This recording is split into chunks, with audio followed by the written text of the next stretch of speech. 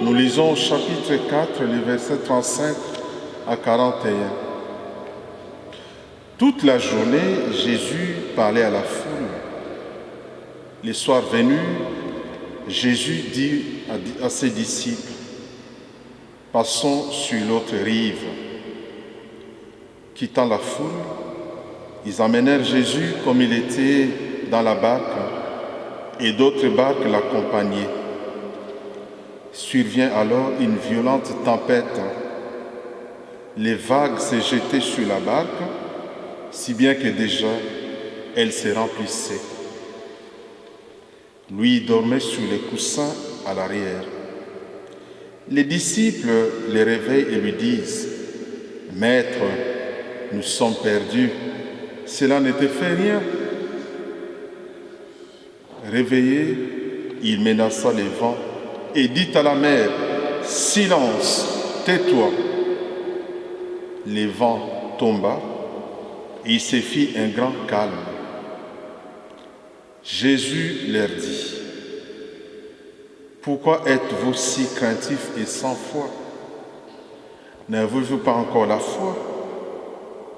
Saisis d'une grande crainte, ils se disaient entre eux, « Qui est donc celui-ci pour que même les vents et la mer lui obéissent ?» Lorsque j'ai médité les textes de ce dimanche, je me suis procuré un thème. Le thème que je vous propose est le suivant. Dans nos tempêtes, passons de la peur à la confiance. Amen. Amen. C'est-à-dire dans nos situations difficiles, où nous sommes plongés dans la peur, dans les doutes, dans le désespoir, je nous invite à la confiance. Pourquoi je dis ça? Nous avons tous, dans l'idée ou dans nos vies, que vivre des moments très difficiles, où la souffrance n'est pas toujours souhaitée et ce n'est pas toujours facile.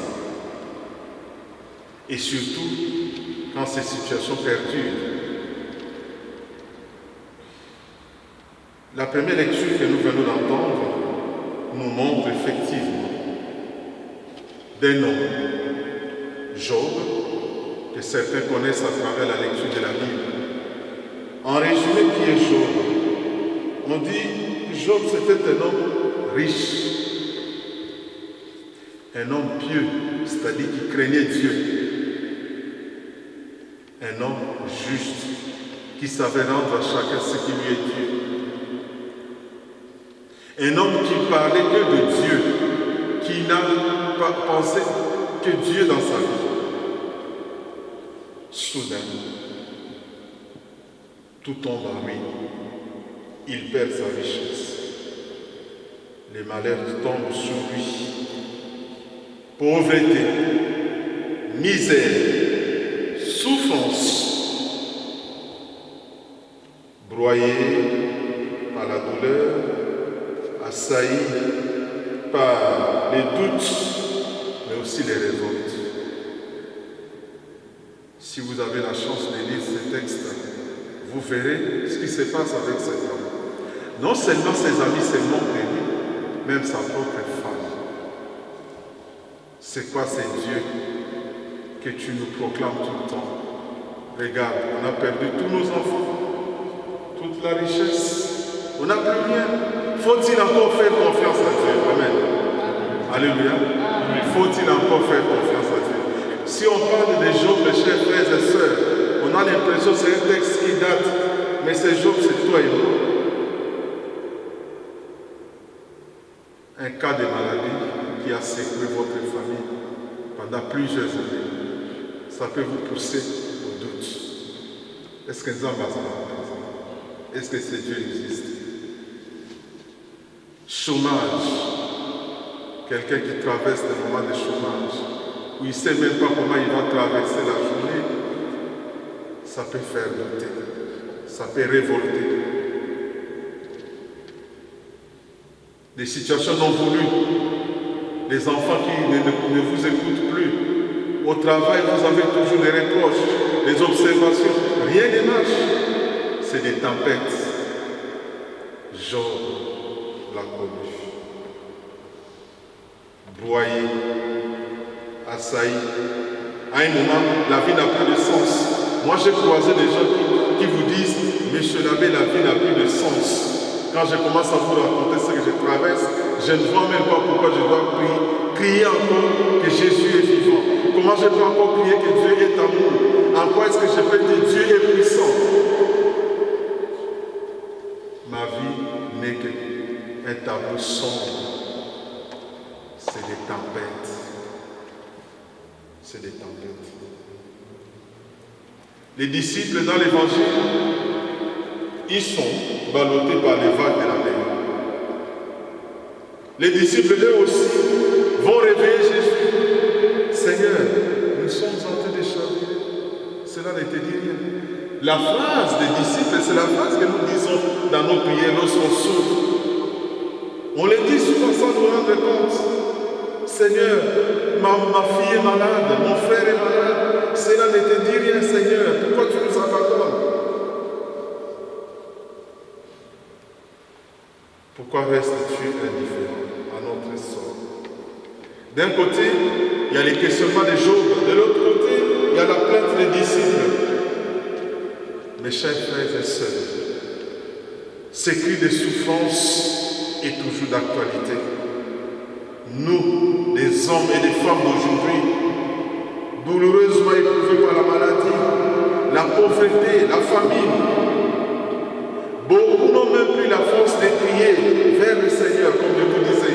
Ils sont fatigués. Dans l'ennemi, dans la en français, je suis fatigué. J'ai pris chaque jour, rien ne change. Je commence même à douter. Je ne crois plus.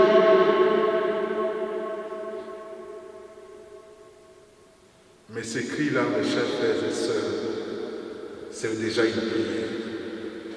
Déjà, quand je commence à douter, sachez que je crie aussi sous une forme. Vous voyez, quand quelqu'un est éprouvé, il a perdu un être cher. Vous allez chez lui ou chez elle.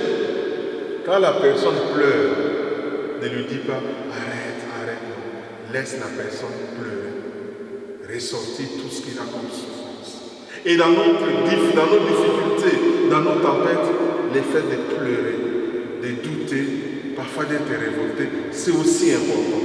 Job était révolté, mais la révolte de Job a poussé à la prière, à renforcer sa capacité de prier.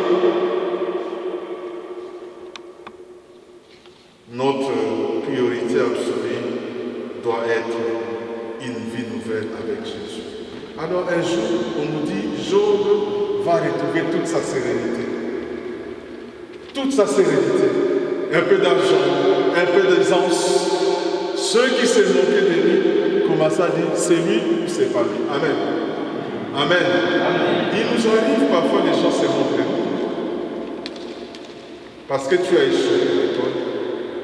Parce que dans ton travail, rien n'est avancé. Et vous savez, quand les gens parlent de nous, ils ne nous citent pas. J'aime bien l'expression en lingala.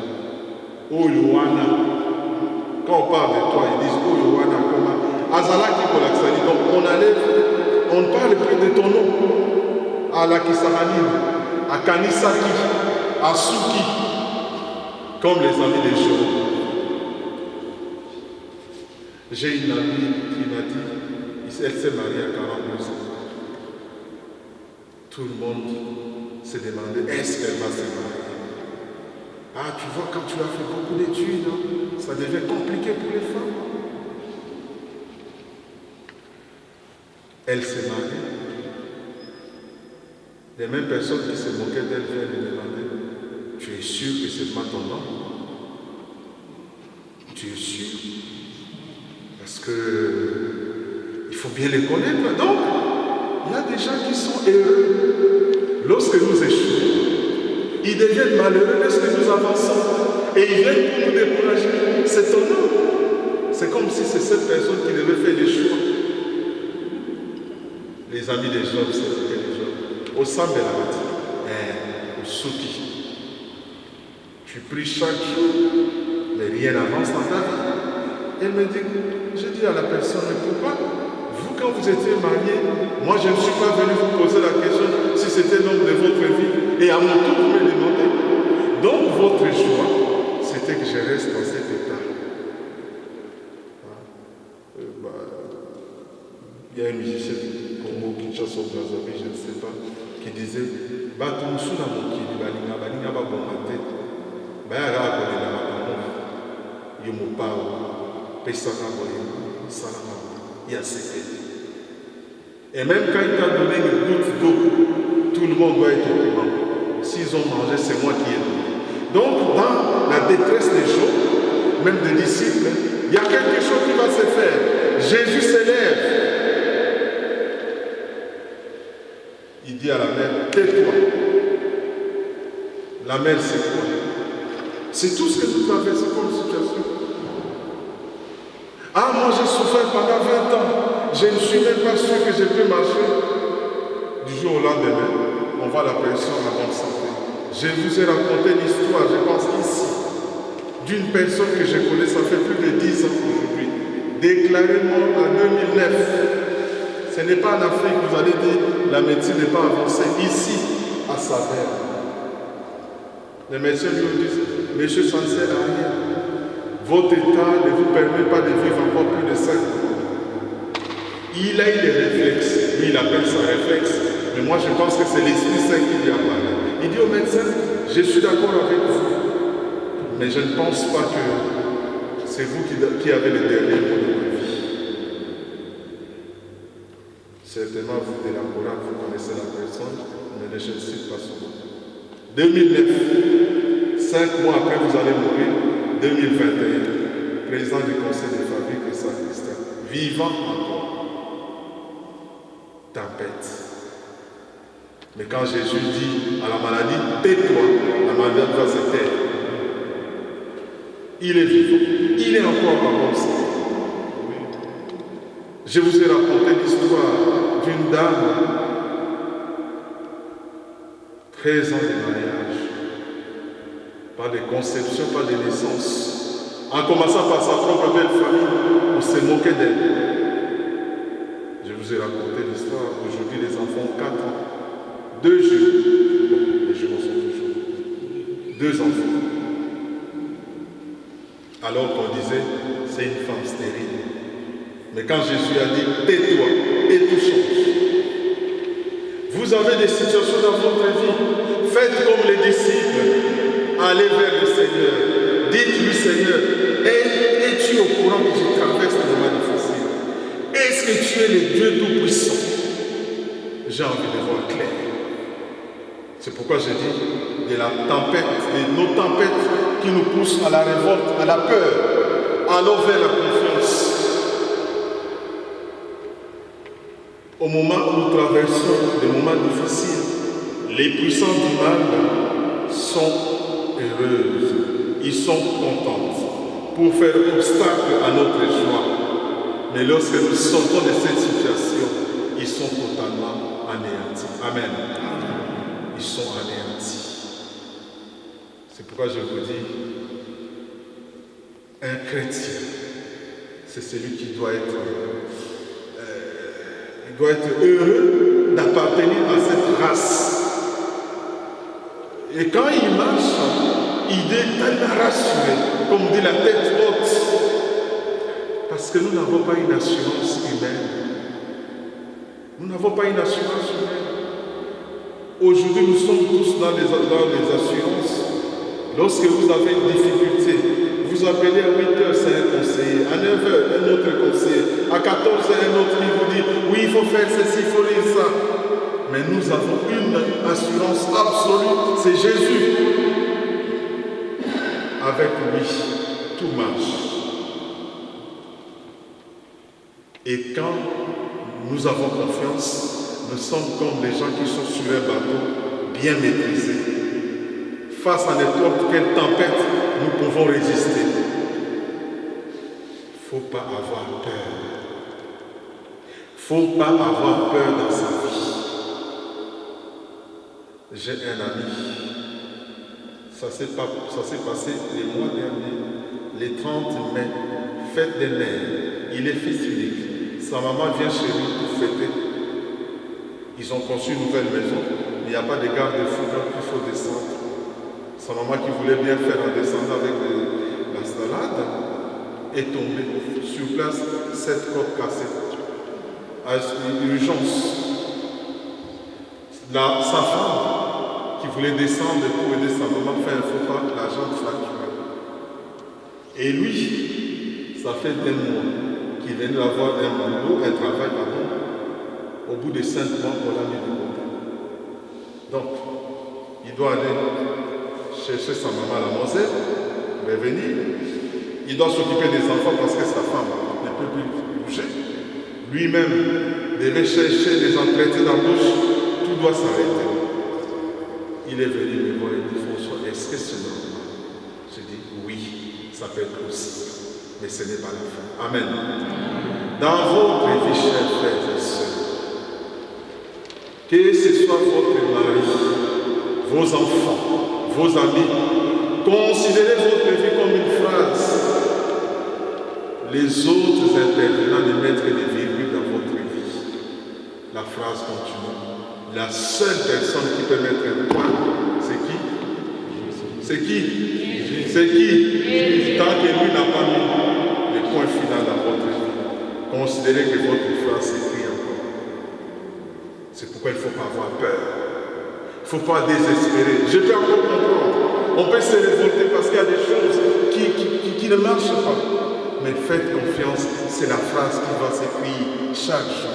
Tant que Dieu n'a pas décidé de mettre fin à la phrase de votre vie, sachez que tout peut marcher. Si nous voulons être des amis fidèles de Jésus, sachez que cet évangile d'aujourd'hui, c'est une bonne nouvelle pour notre Église et pour notre monde. Nous venons de traverser des tempêtes et nous continuons à traverser cette crise sanitaire qui a fait que beaucoup de gens se sont dit, le monde s'est arrêté. Je pense que nous tous ici, personne ne pouvait imaginer que le 20 juin finit le couvre-feu. Personne ne pouvait imaginer que le 20 juin 2021, il y a des choses qui pouvaient changer. Mais voilà, Dieu, dans sa puissance, Dieu, dans son amour, peut faire des choses que nous pourrons commander. C'est pourquoi je vais clôturer ce que je vous dis. La seule solution maintenant pour que la confiance au Seigneur soit réelle, descendons-nous de nous-mêmes. C'est-à-dire, là où nous disons, il n'y a plus rien qui avance, je ne vois plus le bout du tunnel. Ça c'est nous, notre intelligence. Si je sais me décentrer, je laisse la place à Jésus. Ce qui a eu le nom de Suki, Yanzambe, bandits.